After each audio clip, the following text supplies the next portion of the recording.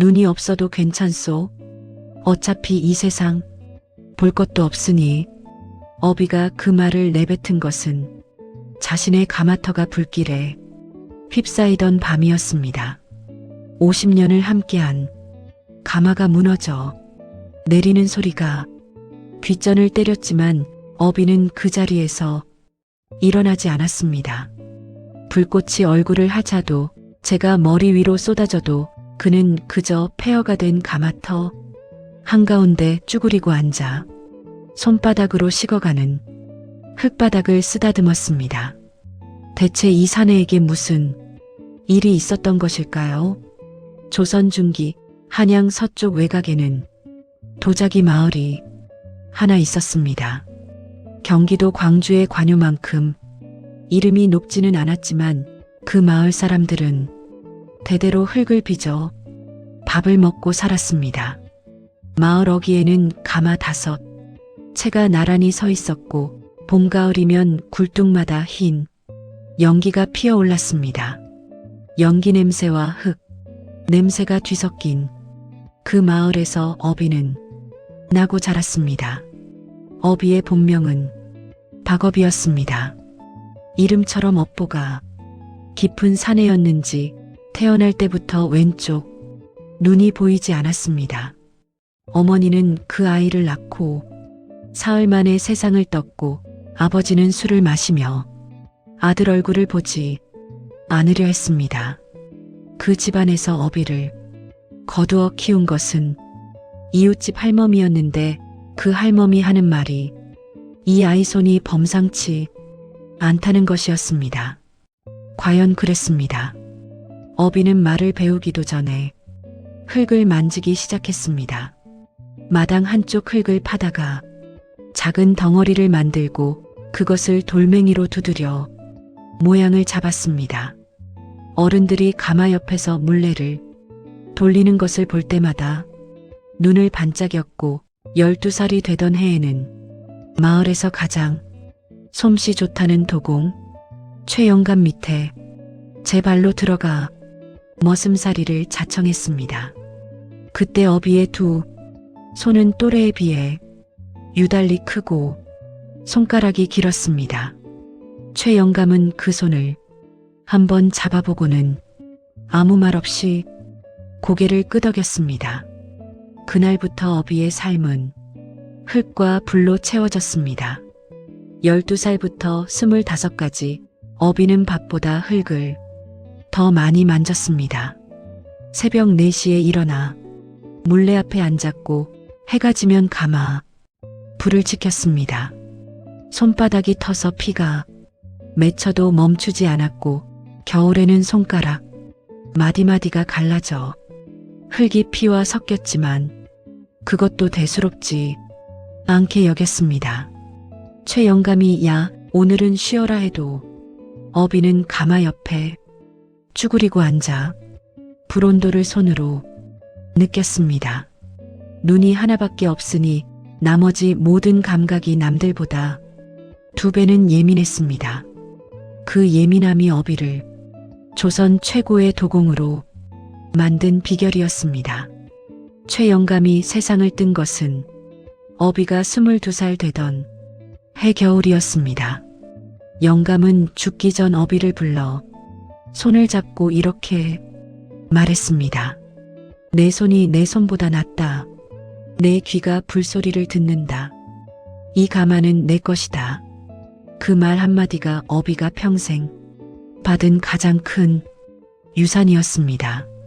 어비가 25 되던 해여름 가마에 불을 지피던 날이었습니다. 불은 순식간에 번졌습니다. 어비가 가마 안을 살피러 들어가려는 순간 누군가 등 뒤에서 풀물을 발로 걷어찼습니다. 불길이 확 튀었습니다. 어비는 오른쪽 얼굴을 가렸지만 이미 늦었습니다. 불꽃이 오른쪽 눈 위로 튀었고 어비는 그 자리에서 나뒹굴었습니다. 마을 사람들이 달려와 불을 끄고 어비를 들것에 실었지만 오른쪽 눈은 이미 돌이킬 수 없었습니다. 그날부터 어비는 완전한 장님이 되었습니다. 마을은 술렁였습니다. 돌쇠의 짓이라는 것을 모르는 사람이 없었지만 아무도 나서서 말하지 않았습니다. 어비 혼자서는 가마를 지킬 수 없었습니다. 가마는 다른 도공이 차지했고 어비는 마을 한쪽 구석의 허름한 토방 한 칸에서 홀로 지내게 되었습니다. 그런데 여기서 놀라운 일이 벌어졌습니다. 어비는 포기하지 않았습니다. 눈이 보이지 않으면 손으로 보면 된다고, 입술로 바람을 느끼면 불온도를 알 수 있다고 했습니다. 마을 변두리에 작은 가마를 다시 지었습니다. 아무도 도와주지 않았습니다. 혼자 흙을 날랐고 혼자 벽돌을 쌓았습니다. 두 눈이 멀쩡한 사람도 가마 하나 짓는데 반년이 걸리는데 어비는 8달 만에 가마를 완성했습니다. 그리고 다시 흙을 빚기 시작했습니다. 놀라운 것은 눈이 멀고 난 뒤 어비의 백자가 더 좋아졌다는 사실이었습니다. 보이지 않으니 손가락이 흙의 결을 더 깊이 읽었습니다. 귀가 불소리를 더 세밀하게 들었습니다. 가마 문을 여는 순간 열기가 얼굴에 닿는 방식으로 온도를 측정했습니다. 사람들은 귀신이 돕는다고 수군댔습니다. 어비는 그저 웃었습니다. 그렇게 25년이 흘렀습니다. 어비의 이름은 다시 퍼졌습니다. 이번에는 더 크게 퍼졌습니다. 두 눈이 없는 도공이 빚은 백자라는 소문이 오히려 사람들의 관심을 끌었습니다. 한양 중인 집안에서 주문이 들어왔고 지방 수령이 사람을 보내기도 했습니다. 그 무렵 어비에게 제자가 들어왔습니다. 어비는 지팡이 하나만 들고 마을을 떠났습니다. 갈 곳도 없었고 돌아올 곳도 없었습니다. 발이 이끄는 대로 걷다 보면 어딘가에 닿겠지 싶었습니다. 산길로 접어들었고 밤이 깊어졌습니다. 다리가 풀렸지만 멈추지 않았습니다. 흙 냄새가 바뀌는 것이 느껴졌습니다. 마을의 흙 냄새가 아니었습니다. 더 깊고 더 진하고 어딘가 다른 냄새였습니다. 어비가 발을 멈춘 것은 냄새 때문이었습니다. 손을 뻗어 땅을 짚었습니다. 흙을 집어 손바닥에 올렸습니다. 엄지로 천천히 눌렀습니다. 손가락 사이로 퍼지는 감촉이 달랐습니다. 살아있는 흙이었습니다. 어비가 평생 단 한 번도 만져본 적 없는 종류의 흙이었습니다. 이 흙이 어디서 나는 것일까요? 어비는 귀를 세웠습니다. 바람이 없었습니다. 나뭇잎도 흔들리지 않았습니다. 그런데 어디선가 소리가 들렸습니다. 불타는 소리였습니다. 가마 불소리였습니다. 그런데 주변을 더듬어 봐도 불은 없었습니다. 연기 냄새도 없었습니다. 여기 가마가 있었소. 내 가마가. 소리가 들렸습니다. 어비의 귀에만 들리는 소리였습니다. 낮고 쉰 목소리였는데 분노인지 슬픔인지 구분이 되지 않았습니다. 어비는 자리에서 일어나지 않았습니다. 지팡이를 세워 땅을 짚고 그 자리에서 귀를 더 세웠습니다. 누구요? 어비가 물었습니다. 허공을 향한 말이었습니다. 대답이 없었습니다. 바람만 한 줄기 지나갔습니다. 어비는 다시 손으로 땅을 짚었습니다. 흙의 진동이 느껴졌습니다. 살아있는 것이 내는 진동이었습니다. 그런데 말입니다. 어비는 귀신을 무서워하지 않았습니다. 평생 불옆에서 살아온 사람은 웬만한 것에 놀라지 않습니다. 가마 안에서 불이 무너지는 소리를 들어봤고 한밤중에 혼자 가마문을 열어 열기를 맨 얼굴로 받아봤습니다. 그런 사람에게 어둠은 그저 어둠일 뿐이었습니다. 어비에게는 어차피 낮도 어둠이었으니까요. 어비는 그 자리에 가부좌를 틀고 앉았습니다. 주변을 손으로 더듬어 나뭇가지를 몇 개 모았습니다. 부싯돌을 꺼냈습니다. 불을 켰습니다. 자신은 볼 수 없지만 상대가 볼 수 있도록 50년 도공이 예의였습니다.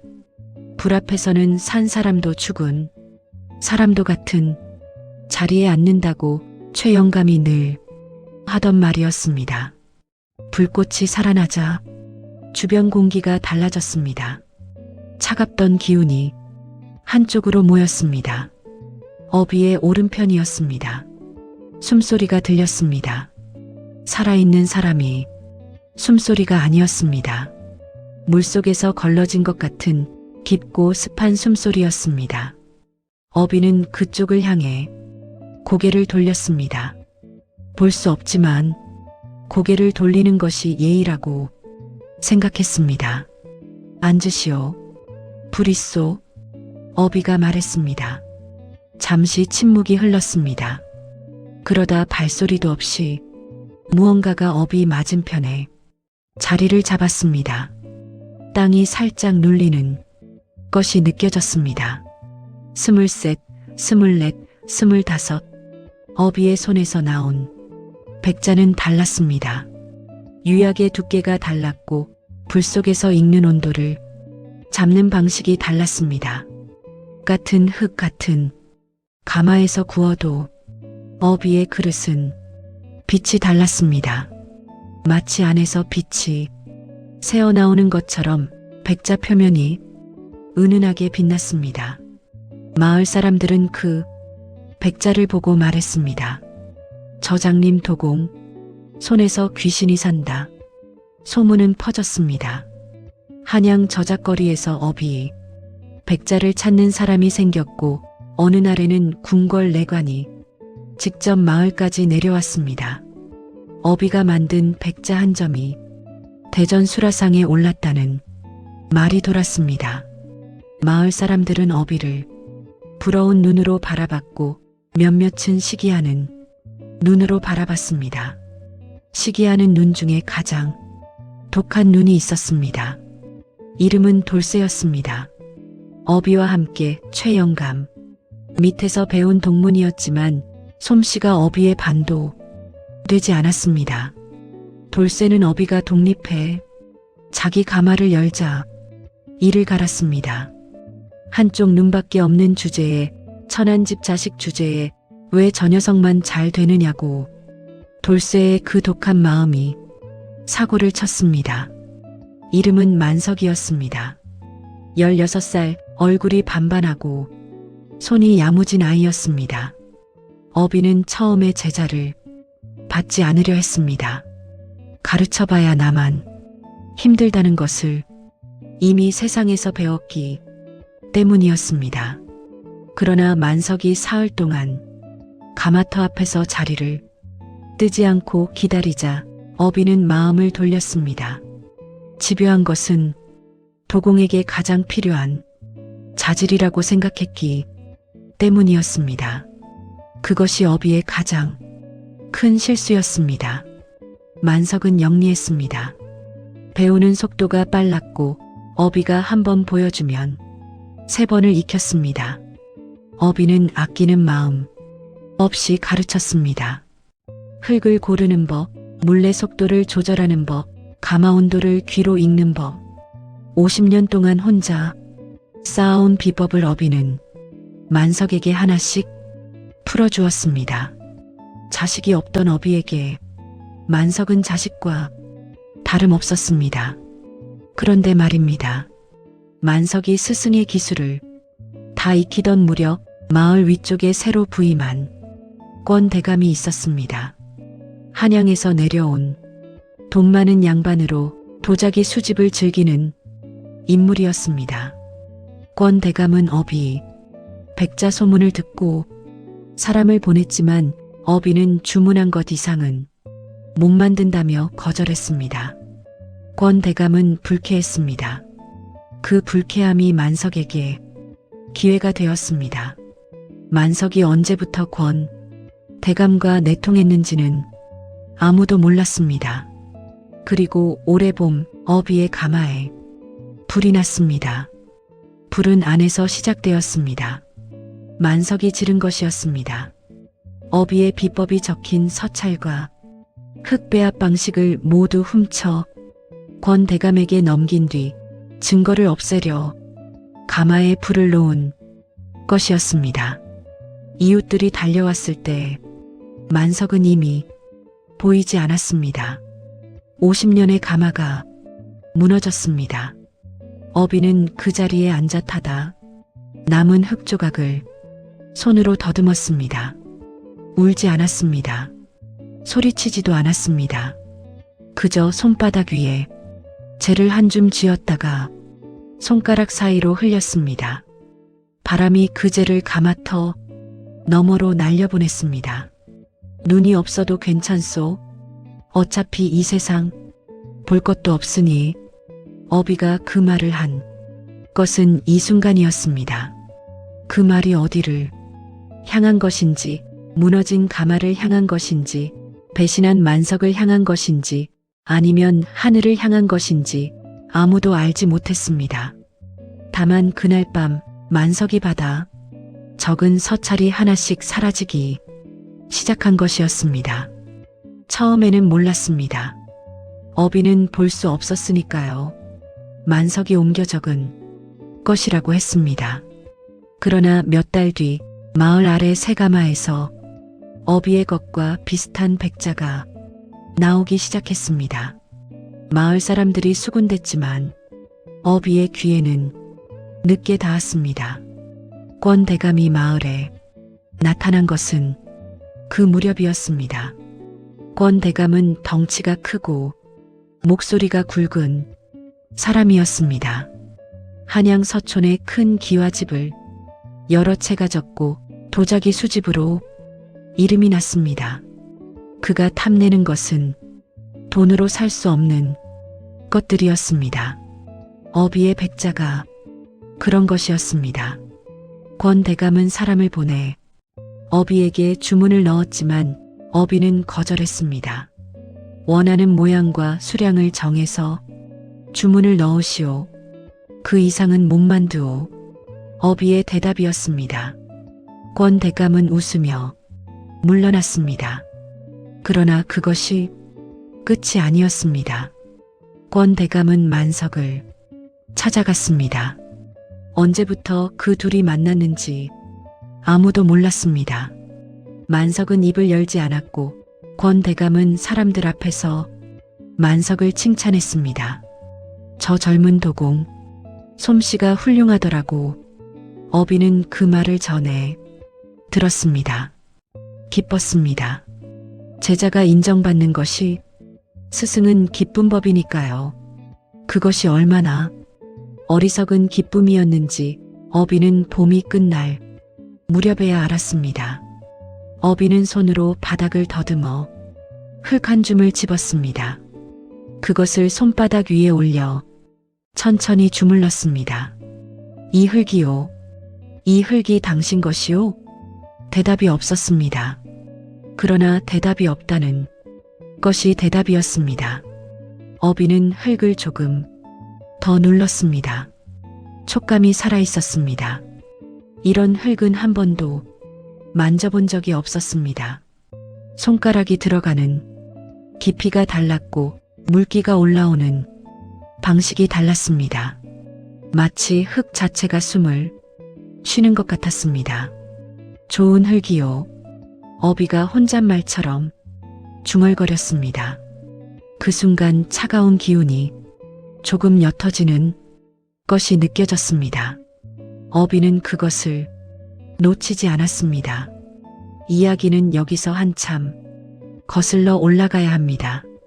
어비가 마을을 떠나기 20년 전 만석이 16살로 가마터에 처음 나타나던 날로 돌아가야 합니다. 그 시절 어비의 가마터는 조용하고 단출했습니다. 업이 혼자 흙을 이기고 업이 혼자 물레를 돌렸습니다. 마을 사람들은 장님, 도공의 가마에서 연기가 오르면 고개를 돌렸습니다. 귀신이 돕는다는 소문을 무서워했기 때문이었습니다. 만석이 온 것은 그런 계절이었습니다. 아이는 처음 사흘간 가마터 앞에서 꼼짝도 하지 않았습니다. 밥도 가져오지 않았고 비가 와도 피하지 않았습니다. 나흘째 되던 날 어비가 물었습니다. 아직도 거기 있느냐? 만석이 대답했습니다. 예. 어비가 다시 물었습니다. 왜? 만석이 말했습니다. 스승님 그릇을 저작거리에서 봤습니다. 그것이 사람 손에서 나온 것인지 믿기지 않아서요. 어비는 한동안 말이 없었습니다. 그러다 가마터 안쪽을 손으로 가리켰습니다. 들어오너라. 그날부터 만석은 어비의 제자가 되었습니다. 처음 1년은 흙만 날랐습니다. 물레에는 손도 대지 못했습니다. 어비는 만석에게 흙을 치게 지고 냇가에서 가마터까지 나르는 일만 시켰습니다. 만석이 불만을 품었냐고요? 품었습니다. 그러나 어비가 흙을 받아서 손으로 주무르는 것을 보면서 만석은 입을 다물었습니다. 눈먼 스승의 손끝에서 흙이 살아났습니다. 한 덩어리였던 흙이 손바닥 안에서 형태를 찾아갔습니다. 만석은 그것을 보며 흙 나르는 것을 불평하지 않았습니다. 2년째가 되자 어비가 물레를 가르치기 시작했습니다.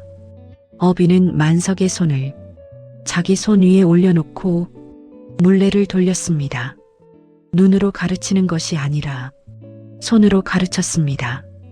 힘이 들어가는 위치, 손바닥이 흙에 닿는 각도, 손목이 꺾이는 순간 어비의 손이 만석의 손을 이끌었고 만석은 그 감각을 몸에 새겼습니다.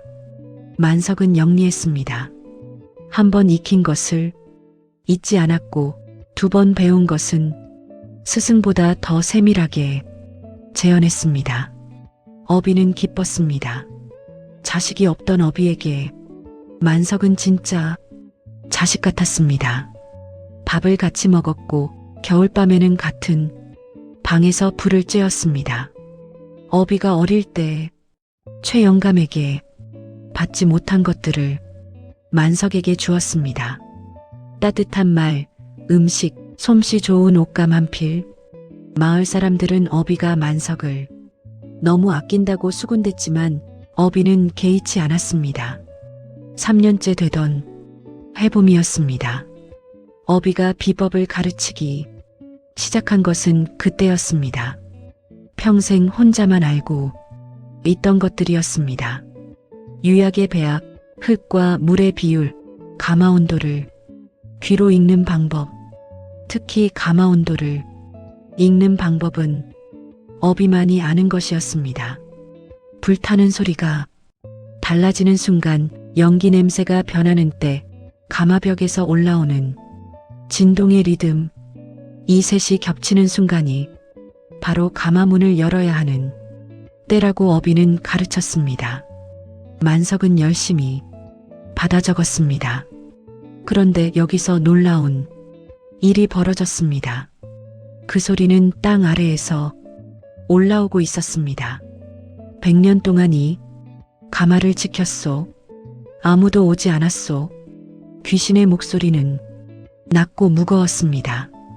어비는 그 목소리를 들으며 무너진 가마 벽돌 위에 천천히 손을 얹었습니다. 100년 된 벽돌이었습니다. 그런데 온기가 있었습니다. 불이 꺼진 지 100년이 된 가마에서 온기가 올라왔습니다. 어비는 그 온기를 손바닥으로 느끼며 한참 있었습니다. 왜 지켰소? 어비가 물었습니다. 대답이 없었습니다. 바람이 한 줄기 지나갔습니다. 어비는 다그치지 않았습니다. 50년 도공이 기다림이 있었습니다. 가마불이 익을 때까지 기다리는 사람은 서두르지 않습니다. 어비는 그 자리에 앉아 무릎 위에 손을 올렸습니다. 시간이 흘렀습니다. 억울해서 귀신이 말했습니다. 어비는 고개를 끄덕였습니다. 더 묻지 않았습니다. 억울함이라는 것은 말로 꺼내기 전에 먼저 들어줘야 한다는 것을 알았습니다. 어비도 억울한 사람이었으니까요. 귀신의 숨소리가 조금 달라졌습니다.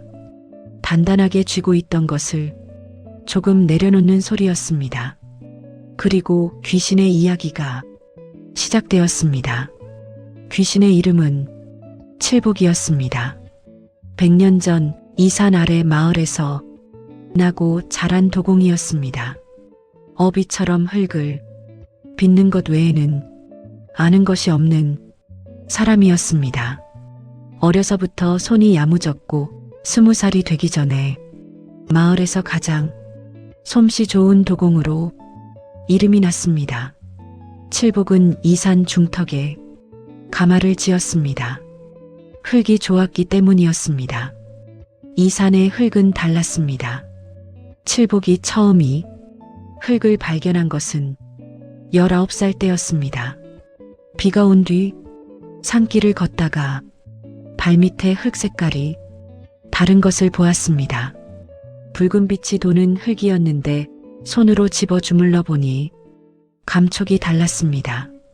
물기를 머금는 방식이 달랐고 손가락 사이로 퍼지는 결이 달랐습니다. 칠복은 그 흙을 가져다 그릇을 빚었습니다. 가마에서 꺼낸 그릇은 지금까지 본 어떤 것과도 달랐습니다. 반투명이었습니다. 빛을 향해 들면 그릇 안쪽이 비쳐 보였습니다. 두드리면 맑은 소리가 났습니다. 금이 가지 않았고 무거운 것을 담아도 깨지지 않았습니다. 칠복은 그 그릇을 마을 사람들에게 보여주었습니다. 사람들이 놀랐습니다. 소문이 퍼졌습니다. 소문은 관아까지 닿았습니다. 그 고을 수령은 욕심 많기로 이름난 자였습니다. 수령은 칠복을 불러 그 흙의 위치를 대라고 했습니다. 칠복은 거절했습니다. 흙의 위치를 알려주면 산이 파헤쳐질 것이고 그렇게 되면 그 흙은 영영 사라질 것임을 알았기 때문이었습니다. 수령은 웃으며 칠복을 돌려보냈습니다. 그것이 칠복의 마지막 실수였습니다. 그날 밤 칠복의 가마에 관아 포졸들이 들이닥쳤습니다. 흙의 위치를 대지 않으면 가마를 부수겠다고 했습니다. 칠복은 끝까지 입을 열지 않았습니다. 포졸들이 가마 벽을 허물었습니다. 칠복이 막아서다가 두들겨 맞았습니다. 그것으로 끝이었습니다. 칠복은 그날 밤이 가마터에서 숨을 거두었습니다. 흙의 위치는 끝내 말하지 않았습니다. 그런데 말입니다. 수령은 이듬해 이 산을 샅샅이 뒤졌습니다. 그러나 그 흙을 찾지 못했습니다. 산이 흙을 숨겼기 때문이었습니다. 아니, 칠복이 숨긴 것이었습니다. 죽어서도 칠복의 혼이 그 흙을 지켰습니다. 100년 동안 아무도 그 흙을 찾지 못했습니다. 어비가 올 때까지는 귀신의 이야기가 끝났습니다. 어비는 오랫동안 아무 말도 하지 않았습니다. 손 위에 쥔 흙을 천천히 주물렀습니다. 손가락이 흙이 결을 읽었습니다. 이 흙이 100년을 기다린 흙이었습니다. 귀신이 목숨을 걸고 지킨 흙이었습니다. 내가 이 흙으로 그릇을 빚어도 되겠소? 어비가 물었습니다. 허락을 구하는 말이었습니다. 살아있는 사람 누구에게도 허락을 구한 적 없던 어비가 죽은 사람에게 허락을 구했습니다. 칠복의 숨소리가 달라졌습니다. 어비를 찬찬히 살피는 소리였습니다. 당신은 왜 빗소? 칠복이 물었습니다. 어비는 잠시 생각했습니다. 평생 이 질문을 받아본 적이 없었습니다. 왜 빚느냐?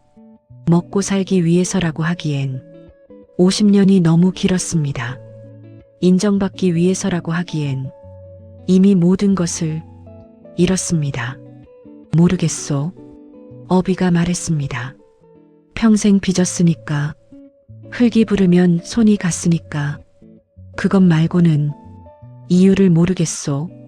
침묵이 흘렀습니다. 불꽃이 작아졌습니다. 어비가 나뭇가지를 더 올렸습니다. 불이 다시 살아났습니다. 그 순간 칠복의 기운이 달라지는 것이 느껴졌습니다.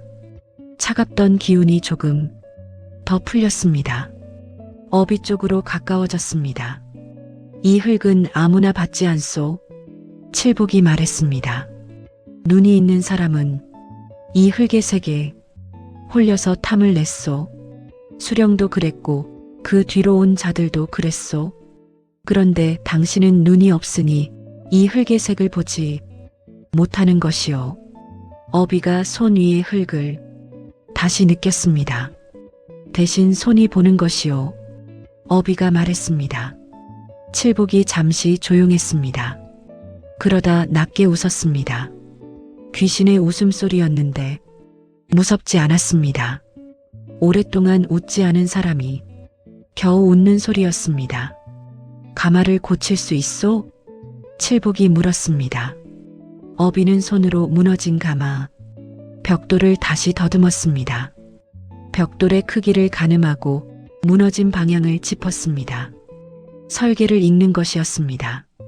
손이 움직이는 방향에 따라 가마의 구조가 머릿속에서 그려졌습니다. 눈으로 보는 것보다 더 정확하게 고칠 수 있소? 어비가 말했습니다. 어비가 그 흙을 손가락으로 천천히 눌렀습니다. 귀신의 숨소리가 가까워졌습니다. 어비는 고개를 들었습니다. 볼 수 없지만 느꼈습니다. 무언가 자신을 뚫어지게 바라보고 있다는 것을. 당신도 도공이요? 어비가 물었습니다. 이번에는 대답이 왔습니다. 말소리가 아니었습니다. 바람이었습니다. 그런데 그 바람이 어비의 손등을 지나가면서 손에 무언가를 남겼습니다. 어비가 손을 뒤집었습니다. 손바닥 위에 흙이 한 줌 더 쌓여 있었습니다. 아까 집었던 것보다 더 깊은 곳에서 나온 흙이었습니다. 색이 달랐습니다. 보이지 않아도 알았습니다. 손끝이 달리 반응했습니다. 어비는 천천히 그 흙을 양손으로 감쌌습니다. 손바닥이 따뜻해졌습니다. 흙이 따뜻한 것인지 손이 따뜻한 것인지 알 수 없었습니다. 어비의 눈에서 무언가 흘렀습니다. 눈물인지 땀인지 알 수 없었습니다. 그러나 어비는 닿지 않았습니다. 그 흙을 손에 쥔 채 한참 동안 아무 말도 하지 않았습니다. 페가마터의 밤이 깊어졌습니다. 어디선가 가마불 소리가 들렸습니다. 이번에는 더 선명했습니다. 땅 아래가 아니라 땅 위에서였습니다. 어비가 손으로 땅을 짚었습니다. 진동이 왔습니다. 가마가 타고 있는 진동이었습니다. 그런데 주변을 아무리 더듬어도 불은 없었습니다. 그렇다면 이 소리는 어디서 오는 것일까요? 어비는 몸을 일으켰습니다. 지팡이를 짚었습니다. 소리가 나는 쪽으로 발을 뗐습니다. 한 발, 두 발, 발밑에서 흙이 감촉이 바뀌었습니다. 딱딱한 것을 밟았습니다. 어비가 무릎을 꿇고 손으로 더듬었습니다. 벽돌이었습니다. 오래된 벽돌이었습니다. 군데군데 깨지고 이끼가 낀 벽돌이 땅속에 묻혀 있었습니다. 가마였습니다. 오래전에 무너져 땅에 묻힌 가마였습니다. 어비는 손으로 그 윤곽을 더듬었습니다. 가마의 크기를 가늠했습니다. 큰 가마였습니다. 혼자 쓰는 가마가 아니었습니다. 여러 명이 함께 쓰던 가마였습니다. 그런데 가마 안에서 온기가 올라왔습니다. 불이 꺼진 지 오래된 것이 분명한데 안에서 온기가 났습니다. 얼마나 됐소? 어비가 물었습니다. 귀신을 향한 말이었습니다. 이번에는 목소리가 들렸습니다. 낮고 쉰 목소리였습니다. 처음 들었던 바로 그 목소리였습니다. 100년, 그날부터 어비는 페가마터에서 살기 시작했습니다. 칠복이 흙의 위치를 알려주었습니다. 직접 말하는 것이 아니라 어비의 발이 가는 곳에 온기를 두었습니다. 발밑이 따뜻해지는 곳을 파면 그 흙이 나왔습니다. 어비는 손으로 흙을 팠습니다. 지팡이로 땅을 찍어 소리를 들었습니다. 소리가 달라지는 곳에 흙이 있었습니다. 낮에는 가마를 고쳤습니다. 혼자였습니다. 무너진 벽돌을 다시 싸는 일은 눈이 없어도 할 수 있었습니다. 손으로 벽돌의 무게를 재고 균형을 맞추었습니다. 어느 방향으로 쌓아야 열이 고르게 돌지, 어느 높이에서 굴뚝을 내야 연기가 잘 빠지는지 50년이 가르쳐준 것들이었습니다. 밤에는 흙을 이겼습니다. 칠복이 옆에 있었습니다. 말을 많이 하지는 않았습니다. 그러나 어비가 흙을 잘못 이기면 차가운 바람이 손등을 스쳤습니다. 어비가 방향을 바꾸면 바람이 멈췄습니다. 그런 방식으로 칠복은 어비를 가르쳤습니다. 100년 전에 자신이 터득한 것을 바람으로 전했습니다. 열흘이 지났습니다. 가마의 절반이 복원되었습니다. 어비의 손에서 군살이 빠지고 근육이 단단해졌습니다. 마을에서 쫓겨나던 날의 허탈함이 흙과 땀으로 씻겨나갔습니다. 밤이면 칠복과 불 앞에 앉아 말없이 흙을 만졌습니다. 두 도공이 한 불 앞에 앉아 있는 것이었습니다. 한 명은 살아 있었고 한 명은 죽어 있었지만 손의 언어는 같았습니다. 그런데 보름째 되던 날 아침이었습니다. 산 아래에서 발소리가 들렸습니다. 하나가 아니었습니다. 여럿이었습니다. 어비는 귀를 세웠습니다. 발소리의 무게를 들었습니다. 집신 소리와 가죽신 소리가 섞였습니다. 집신은 일꾼이고 가죽신은 양반이었습니다. 어비는 몸을 낮추었습니다. 칠복의 기운이 급격히 차가워졌습니다. 오는 자들이요. 칠복이 말했습니다. 목소리에 오랫동안 쌓인 분노가 섞였습니다. 어비는 고개를 끄덕였습니다. 이미 짐작하고 있었습니다. 어비가 마을을 떠난 것이 아무 흔적도 없이 사라진 것이 아니었습니다. 산 쪽으로 올라갔다는 것을 본 사람이 있었을 것이고 그 말이 만석에게 닿았을 것이고 만석은 권 대감에게 전했을 것이었습니다. 권 대감은 아직 포기하지 않은 것이었습니다. 발소리가 가까워졌습니다. 어비는 자리에서 일어나지 않았습니다. 지팡이를 세워 잡았습니다. 도망치지 않겠다는 뜻이었습니다. 칠복의 차가운 기운이 어비의 등 뒤에서 맴돌았습니다. 지키겠다는 기운이었습니다. 발소리가 가마터 입구에서 멈췄습니다. 그리고 익숙한 목소리가 들렸습니다. 만석의 목소리였습니다. 스승님, 어비는 대답하지 않았습니다. 스승님, 저 왔습니다. 목소리에 기름이 발린 것 같았습니다. 부드럽고 낮았습니다. 그러나 어비의 귀는 그 목소리 안에 있는 것을 들었습니다. 조급함이었습니다. 두려움이었습니다. 그리고 그 뒤에 숨어있는 욕심이었습니다. 50년 귀가 읽어낸 소리였습니다. 무슨 일이냐? 어비가 물었습니다. 만석이 가마터 안으로 들어왔습니다. 혼자가 아니었습니다. 발소리가 더 있었습니다. 그러나 가마터 입구에서 멈추었습니다.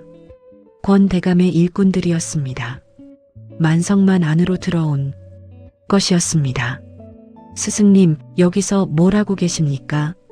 보면 모르겠느냐? 여기 가마가 있었습니까? 몰랐습니다. 거짓말이었습니다. 어비는 알았습니다. 만석이 먼저 이곳을 알고 온 것이었습니다. 권 대감이 사람을 시켜 이 산 일대를 미리 뒤진 것이었습니다. 스승님, 저와 함께 내려가시지요. 권 대감께서 스승님을 모시고 싶다고 하셨습니다. 어비는 흙 묻은 손을 바지에 닦았습니다. 권 대감이 나를 모신다고? 예. 가마도 지어드리고 편히 사실 수 있도록 해드리겠다고 하셨습니다. 스승님, 비법을 제가 이미 넘겼으니 이제 스승님이 직접 와서 가르쳐 주시기만 하면 된다고. 만석의 목소리는 여전히 부드러웠습니다. 그러나 어비는 그 말에 뼈대를 들었습니다. 이미 비법을 팔아먹었으니 이제 본인도 와서 팔리라는 말이었습니다. 어비는 천천히 고개를 저었습니다. 못 가겠다. 스승님, 이 가마에 할 일이 있다. 만석의 숨소리가 달라졌습니다. 부드러움이 거쳤습니다. 스승님, 이 산에 무슨 흙이 있다는 것 알고 계십니까? 권 대감께서 그 흙을 찾고 계십니다. 스승님이 협조하시면 편히 모실 것이고 그렇지 않으면. 만석이 말을 멈췄습니다. 만석이 가마터에 나오지 않은 날이 사흘 이어졌습니다. 어비는 혼자 흙을 이겼습니다. 나흘째 만석이 돌아왔습니다. 무언가 달랐습니다. 숨소리가 달랐습니다. 빠르고 얕았습니다. 발소리가 달랐습니다. 조심스러웠습니다. 어비는 못 본 척했습니다. 어디 갔다 왔느냐? 마을 아래 볼 일이 있었습니다. 그래. 어비는 더 묻지 않았습니다. 흙을 이기는 손을 멈추지 않았습니다. 만석이 물레 앞에 앉았습니다. 물레 돌아가는 소리가 났습니다. 그런데 손놀림이 달랐습니다. 어비의 귀에는 들렸습니다. 서두르고 있었습니다. 뭔가를 감추려는 사람의 손놀림이었습니다. 그날 밤 어비는 잠을 이루지 못했습니다. 손으로 가마터를 더듬었습니다. 서차를 넣어두는 톡이 항아리를 찾았습니다. 뚜껑을 열었습니다. 손으로 안을 더듬었습니다. 서찰이 없었습니다. 어비가 평생 정리해온 비법 서찰이 단 한 장도 남아있지 않았습니다. 어비는 그 자리에 한참 앉아 있었습니다. 흙 묻은 손을 무릎 위에 얹었습니다. 숨을 들이쉬었다가 천천히 내쉬었습니다. 울지 않았습니다. 분노도 겉으로 드러내지 않았습니다. 그러나 가슴 한가운데서 무언가가 조용히 식어가는 것이 느껴졌습니다. 자식처럼 여겼던 것이 식어가는 소리였습니다. 다음 날 새벽 가마에 불이 났습니다. 만석은 밤새 가마 안에서 증거를 태운 것이었습니다. 흙배합을 적어둔 도기 조각들, 어비의 손으로 정리한 온도 측정 기록들, 10년치 유약, 실험 결과들, 그것들이 모두 타는 냄새가 새벽 공기에 섞였습니다. 어비는 그 냄새를 맡으며 가마터로 뛰었습니다. 만석은 이미 가마터를 빠져나간 뒤였습니다. 50년의 기록이 제가 되었습니다. 그리고 어비는 지금 이 산속에 있습니다. 폐가마터 옆에 쪼그리고 앉아 이름 모를 귀신과 불 앞에 마주 앉아 있습니다. 손바닥 위에는 이 산에서 가져온 흙이 있습니다. 살아있는 흙입니다. 바람이 불었습니다. 가마터 안에서 바람이 불었습니다. 산 위도 아래도 아닌 가마터 안쪽에서 솟구쳐 오르는 바람이었습니다. 일꾼들의 발이 멈췄습니다. 바람이 차가웠습니다. 한여름인데도 서리가 않는 것 같은 차가움이었습니다. 일꾼 중 하나가 신음 소리를 냈습니다. 만석의 얼굴에서 핏기가 가셨습니다. 어비는 미동도 하지 않았습니다. 등 뒤에서 칠복의 기운이 부풀어 오르는 것을 느꼈습니다. 100년의 억울함이 한꺼번에 일어서는 기운이었습니다.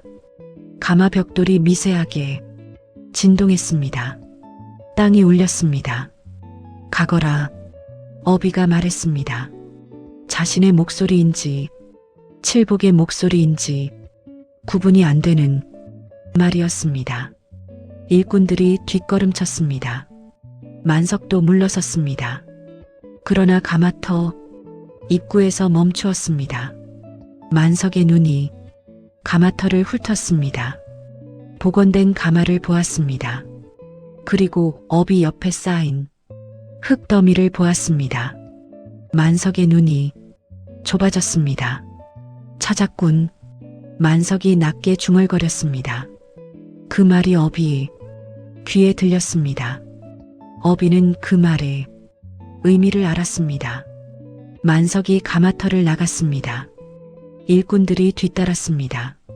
발소리가 산 아래로 멀어졌습니다. 어비는 그 자리에 서서 발소리가 완전히 사라질 때까지 귀를 세웠습니다. 그리고 천천히 무릎을 꿇었습니다. 흙에 손을 짚었습니다. 칠복이 어비가 불렀습니다. 저들이 다시 올 것이오. 칠복의 대답이 바람으로 왔습니다.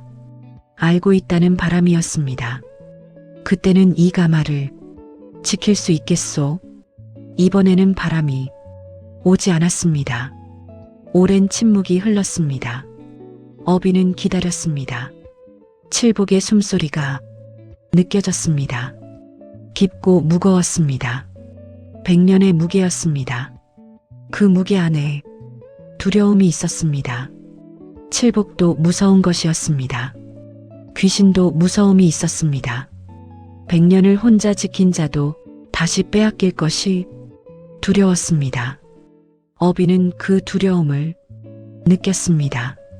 그리고 손으로 흙을 한 줌 집었습니다. 천천히 주물렀습니다. 내가 있소. 어비가 말했습니다. 그 말이 가마터에 스며들었습니다. 칠복의 기운이 조용히 가라앉았습니다. 바람이 멈췄습니다. 가마벽돌의 진동이 잦아들었습니다. 밤이 내려앉았습니다. 어비는 그날 밤 내내 흙을 이겼습니다. 만석이 다시 올 것이었습니다. 이번에는 더 많은 사람을 데리고 올 것이었습니다. 권대감의 힘이 실린 사람들이 올 것이었습니다. 어비에게는 두 눈도 없었고 힘도 없었고 뒤를 봐줄 사람도 없었습니다. 있는 것은 손뿐이었습니다. 흙을 읽는 손, 불을 듣는 귀, 그리고 100년을 기다린 귀신 한 명. 그것으로 충분할지는 아직 알 수 없었습니다. 어비의 손이 멈추지 않았습니다. 흙이 손 안에서 살아났습니다. 형태가 생겼습니다. 아직 가마에 들어가기 전이었지만 흙은 이미 그릇이 되려 하고 있었습니다. 어비는 그것을 느끼며 입술을 굳게 다물었습니다. 가마에 불을 지필 날이 얼마 남지 않았습니다. 그런데 과연 그 불이 무사히 타오를 수 있을까요? 권 대감, 이 가마는 당신 것이 아니오. 어비가 그 말을 내뱉은 것은 권 대감의 가죽신 소리가 가마터 안으로 들어오던 순간이었습니다. 지팡이를 짚고 선 채였습니다. 두 눈이 없는 얼굴이었지만 목소리에는 한치 흔들림도 없었습니다. 권 대감이 걸음을 멈추었습니다. 그리고 낮게 웃었습니다. 장님, 도공이 겁이 없구나. 만석이 다시 온 것은 그로부터 사흘 뒤였습니다. 이번에는 달랐습니다. 발소리만으로도 알았습니다. 일꾼이 넷이 아니었습니다. 8비였습니다. 그리고 가죽신 소리가 하나 더 있었습니다. 크고 무거운 걸음이었습니다. 권 대감이 직접 온 것이었습니다. 어비는 가마 앞에 앉아 흙을 이기고 있었습니다. 멈추지 않았습니다. 권 대감이 발소리가 가까워져도 손을 놓지 않았습니다. 흙이 손바닥 안에서 돌아갔습니다. 어비는 그 감촉을 놓치지 않으려 했습니다. 이것이 마지막이 될 수도 있다는 것을 알았습니다. 권 대감이 어비 앞에 멈추었습니다. 노인, 나를 알아보겠나? 어비는 대답하지 않았습니다. 권 아무개라 하네. 자네 제자 만석이한테 이야기 많이 들었지. 눈먼 도공인데 손이 귀신 같다고. 그 솜씨로 내 가마에서 일하면 자네 남은 생은 걱정 없을 텐데. 부드러운 목소리였습니다. 그러나 어비 귀는 그 부드러움 아래에 있는 것을 들었습니다. 거래가 아니었습니다. 명령이었습니다. 들어오거나 짓밟히거나 둘 중 하나를 고르라는 말이었습니다. 못 가겠소. 어비가 말했습니다. 흙을 이기는 손을 멈추지 않았습니다. 권 대감의 웃음소리가 멈추었습니다. 잠시 침묵이 흘렀습니다. 그리고 발소리가 났습니다. 일꾼들이 움직이는 소리였습니다. 어비는 그 소리를 들으며 손에 쥔 흙을 더 깊이 눌렀습니다. 첫 번째 발길질이 어비의 옆구리에 박혔습니다. 어비가 쓰러졌습니다. 흙이 손에서 떨어졌습니다. 두 번째가 왔습니다. 등이었습니다. 세 번째가 왔습니다. 어깨였습니다. 어비는 이를 물었습니다. 소리를 내지 않았습니다. 두 손으로 땅을 짚었습니다. 일어서려 했습니다. 네 번째 발길질이 손등을 밟았습니다. 도공의 손이었습니다. 어비의 입에서 처음으로 소리가 났습니다. 신음이 아니었습니다. 낮고 깊은 소리였습니다. 분노인지 고통인지 구분할 수 없는 소리였습니다. 권 대감이 말했습니다. 그 손 조심하게. 내가 쓸 손이니까. 만석이 그 자리에 서 있었습니다. 어비는 알았습니다. 만석의 발소리가 가마터 한쪽에 멈춰 있었습니다. 움직이지 않았습니다. 말리지도 않았습니다. 그저 서 있었습니다. 16살 때 사흘을 기다리며 가마터 앞에서 있던 그 자리처럼 어비는 땅을 손으로 짚으며 몸을 일으켰습니다. 일꾼이 다가왔습니다. 어비의 팔을 잡아 끌었습니다. 어비는 버텼습니다. 다리에 힘을 주었습니다. 일꾼이 팔을 비틀었습니다. 어비가 무릎을 꿇었습니다. 권 대감이 어비 앞에 쪼그려 앉았습니다. 숨소리가 가까워졌습니다. 노인, 나는 원래 이렇게 하고 싶지 않았네. 그런데 자네가 고집을 부리니 어쩌겠나. 어비는 고개를 들었습니다.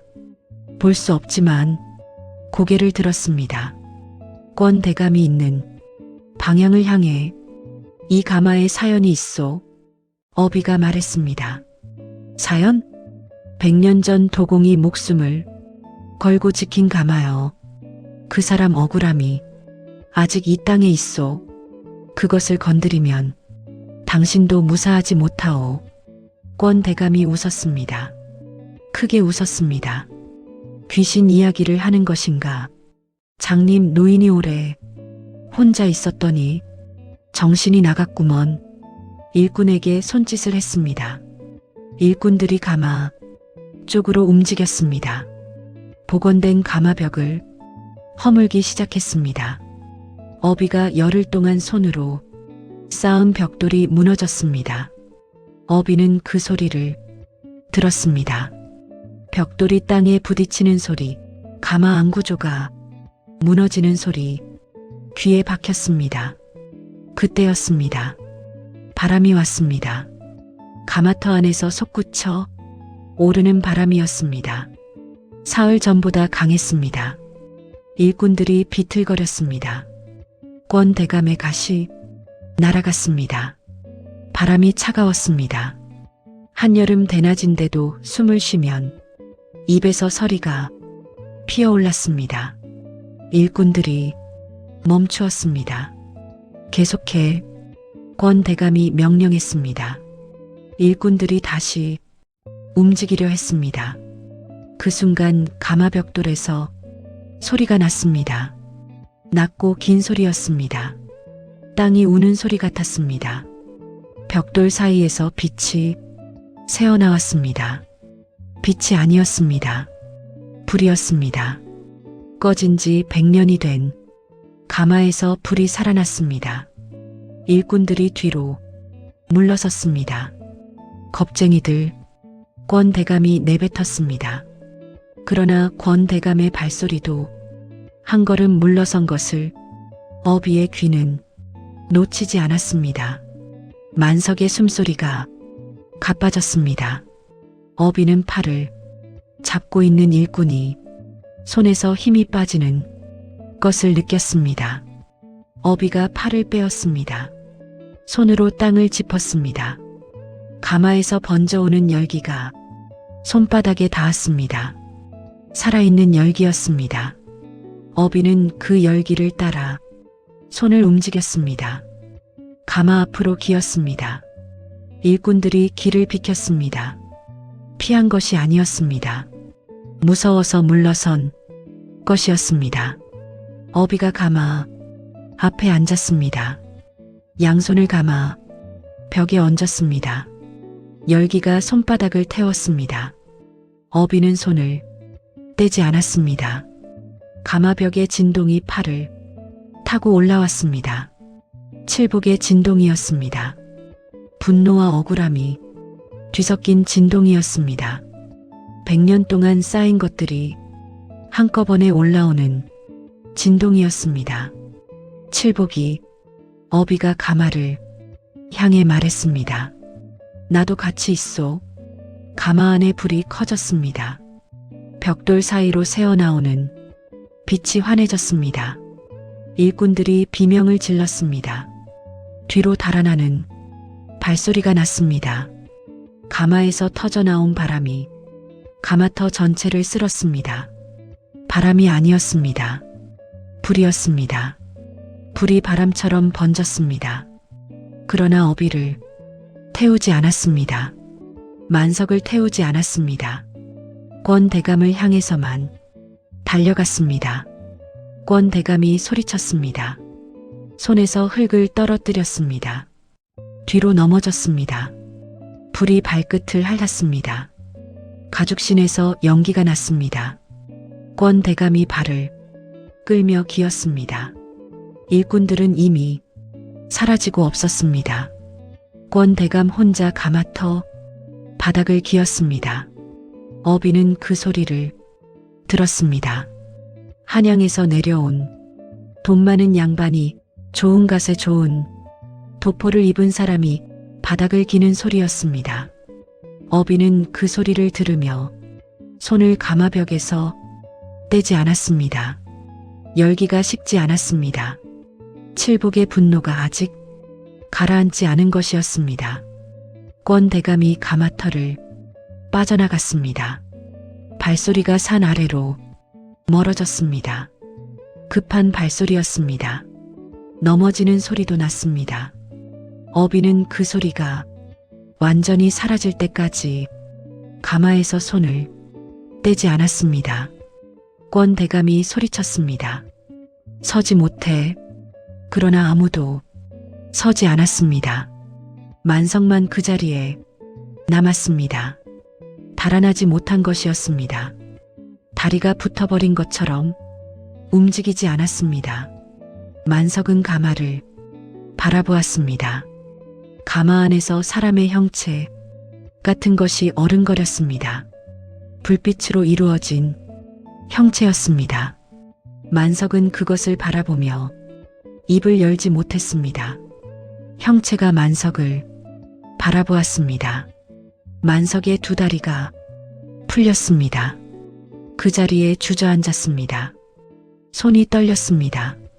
도공의 손이었습니다. 그릇을 빚고 스승의 비법을 훔쳐 적던 손이었습니다. 그 손이 멈추었습니다. 권대감이 다가왔습니다. 어비를 향해 다가온 것이 아니었습니다. 가마터 한쪽 구석을 향해 다가갔습니다. 어비가 흙을 파두었던 곳이었습니다. 어비는 권대감의 발소리로 방향을 읽었습니다. 권대감이 흙더미 앞에서 멈추었습니다. 이게 그 흙이구먼. 권대감이 몸을 낮추었습니다. 흙을 집었습니다. 그 순간이었습니다. 만석이 남아 있었습니다. 발소리가 없었습니다. 움직이지 않는 것이었습니다. 어비는 만석이 어디 있는지 알았습니다. 주저앉은 자리에서 일어나지 못하고 있는 것이었습니다. 손 떠는 소리가 들렸습니다. 숨소리가 고르지 않았습니다. 어비가 가마에서 손을 뗐습니다. 천천히 몸을 돌렸습니다. 지팡이를 짚었습니다. 만석이 있는 쪽으로 걸었습니다. 한 발, 두 발, 만석 앞에 멈추었습니다. 아무 말도 하지 않았습니다. 만석의 숨소리가 들렸습니다. 울고 있었습니다. 소리 없이 울고 있었습니다. 어비가 손을 내밀었습니다. 흙 묻은 손이었습니다. 두들겨 맞아 손등이 부어 있었습니다. 그러나 손가락은 곧게 펴졌습니다. 만석을 일으키려는 손이었습니다. 만석이 그 손을 보았습니다. 한참 보았습니다. 그리고 고개를 숙였습니다. 손을 잡지 않았습니다. 잡을 자격이 없다는 것을 알았습니다. 스승님, 만석이 말했습니다. 목소리가 갈라졌습니다. 어비는 대답하지 않았습니다. 손을 거두지도 않았습니다. 그 자리에 서서 기다렸습니다. 만석이 바닥을 짚었습니다. 스스로 일어섰습니다. 어비의 손을 잡지 않고 일어섰습니다. 둘 사이에 침묵이 흘렀습니다. 가마에서 빛이 새어나왔습니다. 아까보다 약해졌습니다. 칠복의 분노가 가라앉은 것이었습니다. 그러나 온기는 남아 있었습니다. 부드러운 온기였습니다. 어비는 그 온기를 등으로 느꼈습니다. 서찰은 어디 있느냐?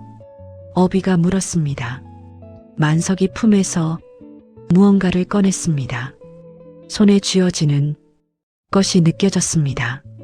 어비가 손으로 더듬었습니다. 서찰이었습니다. 비법 서찰이었습니다. 어비가 태워졌다고 생각한 서찰이었습니다. 태운 것은 빈 종이였습니다. 만석이 원본을 품에 간직하고 있었습니다. 왜인지는 알 수 없었습니다. 버리지 못한 것인지 돌려줄 생각이 있었던 것인지 아니면 다른 이유가 있었던 것인지 만석은 말하지 않았습니다. 어비도 묻지 않았습니다. 서찰이 손에 쥐어지는 것만으로 충분했습니다. 가거라, 어비가 말했습니다. 스승님, 저는 가거라. 두 번째였습니다. 만석이 입을 다물었습니다. 발소리가 났습니다. 가마터를 나가는 소리였습니다. 어비는 그 소리를 들었습니다. 사흘 기다렸다가 들어오던 발소리와 같은 발소리였습니다. 그러나 지금은 나가는 소리였습니다. 만석의 발소리가 산 아래로 사라졌습니다. 어비 혼자 남았습니다. 가마터에 혼자였습니다. 손에 서차를 쥔 채 가마를 등지고 서 있었습니다. 가마의 온기가 등을 감쌌습니다. 칠복의 기운이 느껴졌습니다. 아까와 달랐습니다. 차갑지 않았습니다. 분노가 아니었습니다. 무언가 가벼워진 기운이었습니다. 어비는 그것을 느끼며 가마 쪽으로 돌아섰습니다. 손을 가마벽에 얹었습니다. 온기가 손바닥으로 들어왔습니다. 이제 좀 어떻소? 어비가 물었습니다. 바람이 왔습니다. 이번 바람은 달랐습니다. 차갑지 않았습니다. 따뜻했습니다. 봄바람 같았습니다. 한여름인데도 봄바람 같았습니다. 어비의 얼굴을 스쳤습니다. 어비는 눈을 감았습니다. 그런데 그 바람 속에 무언가 있었습니다. 소리였습니다. 목소리였습니다. 칠복의 목소리였는데 지금까지와 달랐습니다.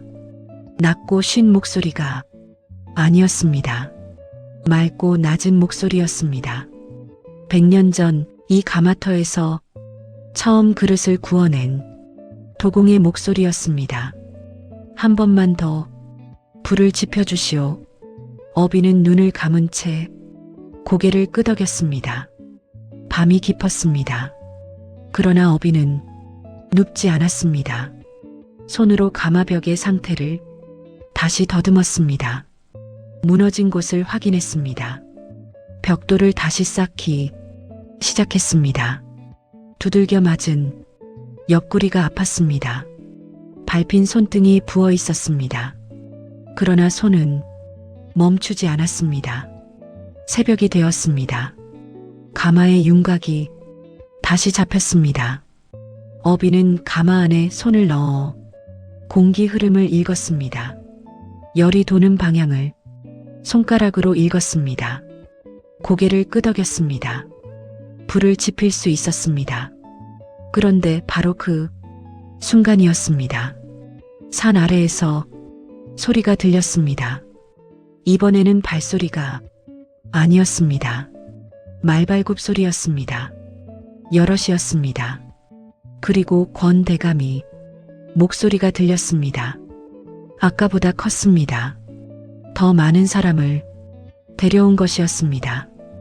어비는 부싯돌을 꺼냈습니다. 가마 앞에 쪼그려 앉았습니다. 장작에 불을 붙였습니다. 부싯돌이 딸깍거렸습니다.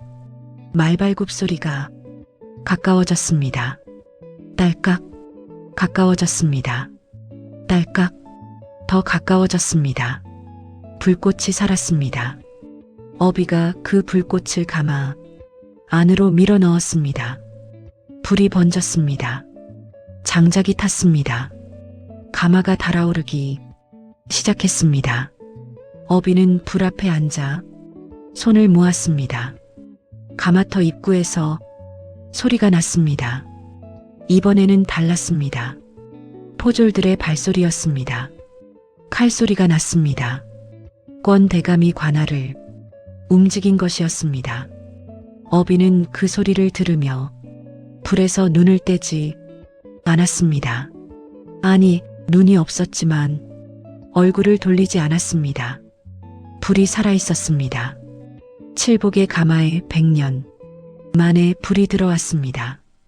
가마가 뜨거워졌습니다. 어비의 얼굴에 열기가 닿았습니다. 그 열기 속에서 칠복의 기운이 느껴졌습니다. 기쁨이었습니다. 100년 만의 기쁨이었습니다. 어비는 그것을 느끼며 입술을 굳게 다물었습니다. 포졸들이 가마터 안으로 들어왔습니다. 어비는 불 앞에서 일어나지 않았습니다. 그 자리에 앉아 있었습니다. 불이 타고 있었습니다. 가마가 살아 있었습니다. 그것으로 충분했습니다. 그런데 말입니다. 어비가 몰랐던 것이 하나 있었습니다. 칠복이 100년 동안 지켜온 것이 흙만이 아니었다는 것이었습니다. 가마 안에는 칠복이 죽기 전 마지막으로 빚은 그릇이 하나 있었습니다. 불에 타지 않았습니다. 100년을 버텼습니다. 칠복의 혼이 깃든 그릇 하나가 사람 하나를 살리기도 하고 사람 하나를 망하게도 하오. 어비가 그 말을 한 것은 훨씬 뒤의 일이었습니다. 포졸들에게 끌려 내려가던 날도 아니었고 권 대감 앞에 무릎 꿇리던 날도 아니었습니다. 그보다 훨씬 뒤 어느 가을날 저작거리에서 어비가 처음으로 입을 열었을 때였습니다. 그러나 그 말이 나오기까지는 많은 일이 있었습니다. 포졸들이 어비를 끌어낸 것은 가마에 불이 들어간 지 한식경이 지난 뒤였습니다. 불을 끄려 했지만 끌 수 없었습니다. 물을 들이부어도 불이 잡히지 않았습니다. 오히려 물이 닿을수록 불이 더 깊어졌습니다. 포졸들이 물러섰습니다. 권 대감이 소리를 질렀습니다. 가마를 부수라고 명령했습니다. 포졸 둘이 가마벽을 향해 달려들었습니다. 첫 번째 포졸이 가마에 닿는 순간 뒤로 튕겨났습니다. 발을 헛디딘 것이 아니었습니다. 밀려난 것이었습니다. 눈에 보이지 않는 것에 밀려난 것처럼 포졸이 두 발이 땅에서 들렸다가 내려앉았습니다. 두 번째 포졸이 달려들었습니다. 같은 일이 벌어졌습니다. 가마터에 있던 사람들이 일제히 뒤로 물러섰습니다. 권 대감의 얼굴이 굳었습니다. 어비는 포졸들에게 팔이 잡힌 채 그 소리를 들었습니다. 가마가 타는 소리, 사람들이 물러서는 발소리, 권 대감의 숨소리, 모든 것이 귀에 들어왔습니다. 그리고 가마 안에서 들려오는 소리가 들었습니다. 아까보다 더 맑아진 소리였습니다. 그릇이 익어가는 소리였습니다. 어비는 입술을 움직였습니다. 소리가 아니었습니다. 그저 입모양이었습니다. 칠복이라는 두 글자였습니다. 가마 안에 불빛이 한 번 크게 일렁였습니다. 그리고 잦아들었습니다. 서서히 천천히 잦아들었습니다. 불꽃이 낮아졌습니다. 연기가 엷어졌습니다. 가마의 온기가 가라앉았습니다. 칠복의 기운이 가라앉는 것이었습니다. 분노도 억울함도 아니었습니다. 그냥 가라앉는 것이었습니다. 내려놓는 것이었습니다. 어비의 눈에서 무언가 흘렀습니다. 닦지 않았습니다. 권 대감이 포졸들에게 명령했습니다. 어비를 관하로 끌고 가라고 했습니다. 산에서 불을 놓고 소란을 피웠다는 죄목이었습니다. 억지 죄목이었지만 권 대감 앞에서 막을 사람이 없었습니다. 포졸들이 어비 팔을 잡아 끌었습니다. 어비는 끌려가며 가마터를 벗어났습니다. 발밑에서 흙이 감촉이 바뀌었습니다. 산길의 흙이었습니다. 가마터의 흙이 아니었습니다. 어비는 그 감촉이 멀어지는 것을 발바닥으로 느꼈습니다. 한 발 한 발 멀어졌습니다. 어비는 뒤돌아보지 않았습니다. 볼 수 없었으니까요. 그러나 귀는 끝까지 가마터 쪽을 향해 있었습니다. 가마터에서 마지막으로 들린 것은 바람 소리였습니다. 따뜻한 바람이었습니다. 봄바람 같은 바람이었습니다. 그 바람이 어비의 등을 한번 쓸었습니다. 그리고 사라졌습니다. 어비는 그 감촉이 무엇인지 알았습니다. 칠복이 떠난 것이었습니다. 100년이었습니다. 100년을 그 가마터에서 억울함을 안고 있었습니다. 그런데 자신의 가마에 마지막으로 불이 들어오는 것을 보았습니다. 평생 흙을 빚은 사람이 제 가마 앞에 앉아 불을 지피는 것을 보았습니다. 그것으로 충분했습니다. 칠복은 그것으로 충분했습니다. 어비는 끌려가며 고개를 끄덕였습니다. 관아에서 사흘을 갇혀 있었습니다. 밥이 들어왔지만 먹지 않았습니다. 물은 마셨습니다. 손이 아팠습니다. 밟힌 손등이 아직 부어 있었습니다. 어비는 어두운 방 안에서 손을 무릎 위에 올리고 앉아 있었습니다. 어차피 눈이 없으니 갇혀도 세상이 달라지지 않았습니다. 어둠은 늘 어둠이었습니다. 사흘째 날 밤이었습니다. 방 안에서 소리가 났습니다. 쥐소리가 아니었습니다. 발소리였습니다. 가벼운 발소리였습니다. 어린아이 같은 발소리였습니다. 어비가 고개를 들었습니다. 누구요? 대답이 없었습니다. 그런데 손에 무언가 닿았습니다. 천에 쌓인 것이었습니다. 어비가 손으로 더듬었습니다. 무겁지 않았습니다. 단단했습니다. 둥근 형태였습니다. 그릇이었습니다. 어비의 손가락이 그릇의 표면을 더듬었습니다. 숨이 멎었습니다. 손끝에서 느껴지는 감촉이 달랐습니다. 살아있는 흙으로 빚은 그릇이었습니다. 칠복의 흙이었습니다. 표면이 매끄러웠습니다. 두들기니 맑은 소리가 났습니다. 깨지지 않은 소리였습니다. 칠복이 죽기 전 마지막으로 빚은 그릇이었습니다. 가마 안에 100년을 있었습니다. 어비가 지핀 불 속에서 다시 한번 익었습니다. 그리고 지금 어비 손에 있었습니다. 어떻게 이곳까지 왔는지 어비는 알 수 없었습니다. 알 필요도 없었습니다. 어비는 그 그릇을 두 손으로 감쌌습니다. 따뜻했습니다. 그릇이 따뜻했습니다. 각 구운 것처럼 따뜻했습니다. 어비는 그 온기를 두 손으로 느끼며 한참 있었습니다. 눈물이 났습니다. 소리 없이 났습니다. 그릇이었습니다. 그 그릇이 지금 가마 안에서 다시 불을 받고 있었습니다. 어비는 몰랐습니다. 포졸들이 어비 팔을 잡는 동안에도 권 대감이 가마터 안으로 들어서는 동안에도 어비는 가마에서 무언가 달라지는 것을 느꼈습니다. 소리가 달랐습니다. 불타는 소리가 달라졌습니다. 어비가 평생 들어온 소리와 달랐습니다. 더 맑았습니다.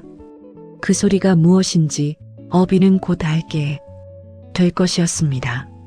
나흘째 날 어비는 관아에서 풀려났습니다.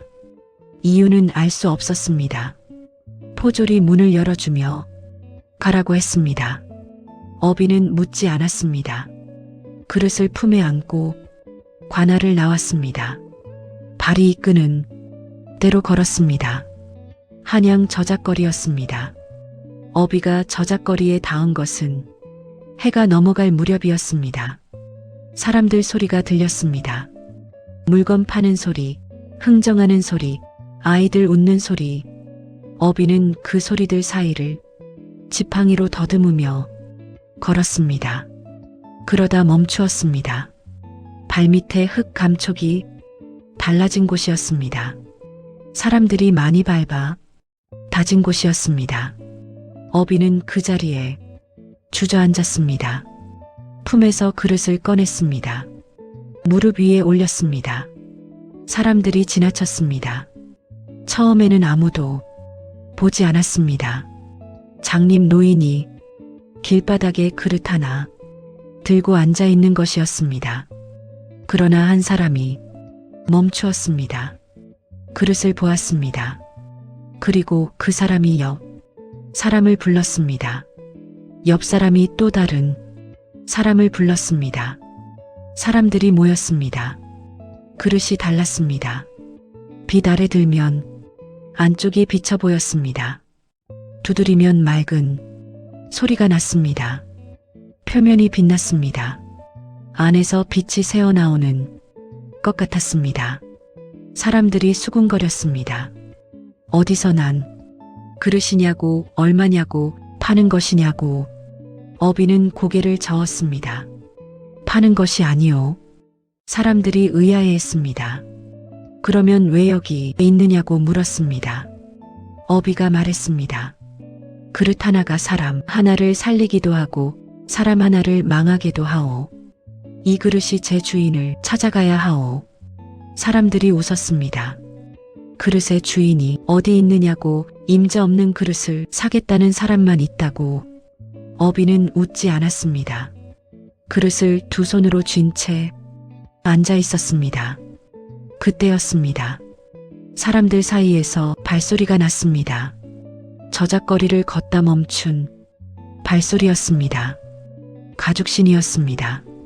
그러나 권 대감이 가죽신과 달랐습니다. 가볍고 조용한 가죽신이었습니다. 그 발소리가 어비 앞에서 멈추었습니다.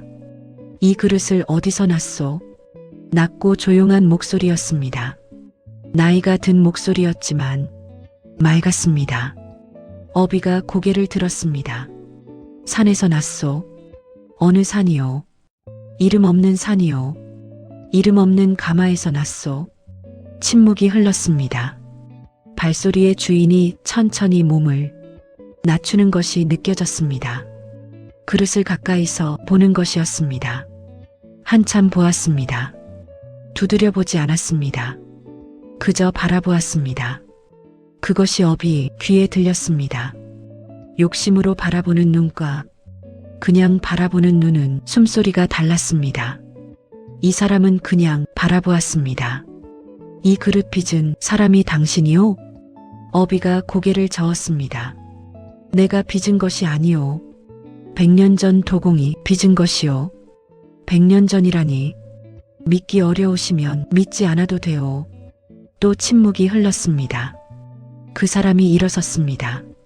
한동안 아무 말이 없었습니다. 그러다 말했습니다. 나는 그릇을 수집하는 사람이요. 평생 좋은 그릇을 찾아다녔소. 그런데 이런 그릇은 처음이요.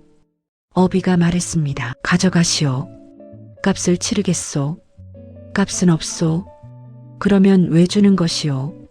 어비가 잠시 생각했습니다. 이 그릇은 가마에서 나온 것이요. 가마는 쓰일 때 살아있는 것이요. 그릇도 마찬가지요. 쓰여야 사는 것이요. 선반 위에 올려두라는 것이 아니요. 밥을 담든 물을 담든 이 그릇이 쓰여야 하오. 그 사람이 웃었습니다. 부드러운 웃음이었습니다. 쓰겠소. 약속하리다. 그릇이 손에서 떠났습니다. 어비는 그것을 느꼈습니다. 손이 가벼워졌습니다. 그런데 이상하게도 허전하지 않았습니다. 내려놓아야 할 것을 내려놓은 사람의 가벼움이었습니다. 그 사람이 떠났습니다. 나중에 어비는 알았습니다. 그 사람이 누구인지.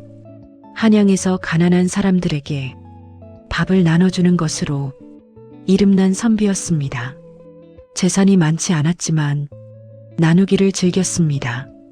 그 선비가 어비의 그릇을 받아 수라상이 아닌 자기 밥상 위에 올려두었다고 했습니다. 날마다 그 그릇에 밥을 담아 먹었다고 했습니다. 그 이야기가 퍼졌습니다. 한편 권 대감에게는 다른 일이 벌어지고 있었습니다. 어비를 관아에 넘긴 뒤 권 대감은 산으로 올라갔습니다. 가마터를 차지하고 흙을 캐기 위해서였습니다. 포졸들을 데리고 올라갔습니다. 삽과 곡괭이를 가져갔습니다. 그런데 흙이 없었습니다. 어비가 파두었던 자리를 팠습니다. 흙이 없었습니다. 칠복이 알려준 자리를 뒤졌습니다. 찾을 수 없었습니다. 산 전체를 뒤졌습니다. 발이 따뜻해지는 곳이 없었습니다. 온기가 없었습니다. 흙이 숨어버린 것이었습니다. 아니, 주인이 떠났으니 흙도 따라간 것이었습니다. 권 대감이 이틀을 헤맸습니다. 빈손으로 내려왔습니다. 그것으로 끝이 아니었습니다. 권 대감이 산에 간 사이 한양에서 소식이 왔습니다. 권 대감이 한양에서 벌여놓은 사업이 무너지기 시작했습니다. 믿었던 사람이 등을 돌렸고 오래 숨겨두었던 일들이 하나씩 드러났습니다. 탐욕으로 빼앗은 것들이 탐욕대로 돌아갔습니다. 권 대감은 그해 겨울 한양을 떠났습니다. 아무도 떠나는 것을 아쉬워하지 않았습니다. 어비는 그날부터 새 가마를 짓기 시작했습니다. 혼자였습니다. 그러나 혼자가 아니었지요. 오늘 들려드린 도공어비의 이야기 재미있게 들으셨나요? 비록 두 눈을 잃고 모든 것을 빼앗겼어도 손 하나로 다시 일어선 어비처럼 우리도 잃어버린 것보다 남아있는 것에 눈을 돌려보는 건 어떨까요? 이야기가 마음에 남으셨다면 좋아요와 구독으로 마음을 표현해 주세요. 여러분의 따뜻한 관심이 더 좋은 이야기를 만드는 힘 됩니다. 끝까지 시청해 주셔서 감사합니다.